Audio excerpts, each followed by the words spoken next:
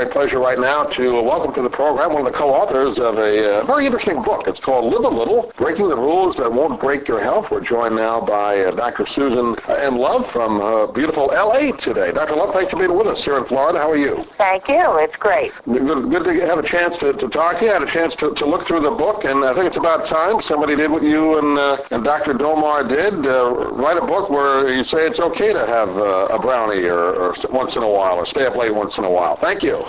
Oh, you're welcome. You know, I think we've gotten so caught up on these rules that keep coming out, that you have to sleep 8 hours of sleep, drink 8 glasses of water, eat a cup of blueberries, exercise, do your weightlifting, that nobody's going to have a chance to have any life at all. And we really need to take things a little bit more slowly with a grain of salt and enjoy ourselves along the way and use our own common sense about what really is important and what isn't. Yeah, I know this book is kind of geared toward women, but obviously it affects both men and women health. You know, we're all concerned about that. But why do you think the people became so hung up on these rules? Was it just the advertising we've seen over the years, or what do you think was the cause of that to begin with? Well, I think it's a combination of the advertising and the fact that, it's wishful thinking. We wish that if we had this nice set of rules and if we just stuck to them, then we could be guaranteed to have perfect health and live forever. Well, perfect health is a myth, and none of us are going to get. And the last time I checked, none of us are going to live forever either. I'm not sure we really want to. So the idea that if we just follow the rules, everything's going to be okay, I think is wishful thinking, and maybe that's why we try it. But it can make you crazy and stressed and actually end up being more dangerous. Yeah, I've seen people, I'm sure you have in your practice, doctor, they're so worried about every little thing, every vitamin or every pill, and they're so stressed out they probably die earlier of that stress than from taking care of themselves. Exactly, and they forget that, the goal, again, is to enjoy your life along the way. We really don't want to live forever. What we want to live is the best quality of life for as long as we can and then drop dead. Right. Drop dead and you sleep around 95. That's not too bad. Sounds good to me. That's what I want. There's that quote I always like that says, the goal is not to arrive at the grave with a perfectly preserved body, but to skid in sideways, worn out. Well, let's talk a little bit about stress, because obviously a lot of people going through that, maybe more than in other times, economically perhaps, or other reasons. There is a certain level of stress that is good. There's positive stress, isn't there? I mean, you need that in your life, don't you? Absolutely. If you have no stress, it's actually been shown that people whose heart rate has no variability, it never goes up, it never goes down, have a higher, that's a predictor of death. That really we need variability in our lives. We need to be those times when our adrenaline goes up and our heart rate's up and we're really excited. It's just as much as we need to be calm, have calm at times as well. And so I think the goal is not to eliminate stress. We can't eliminate stress. As you pointed out, it's often external factors which are the cause. The goal is to really have the resources to deal with it and to be able to control how you react to it. So whether you do it with exercise because you feel better, whether you do it with meditation, whether you do it with social events, but you have to figure out what are the best things to help you deal with stress, not to try to eliminate it. You also talk in the book about tests. People are concerned about what kind of tests they should get, cholesterol levels, that kind of thing. And you kind of say, well, you don't always need that test, right? Absolutely, and I think we get carried away in this country. We start treating tests instead of people.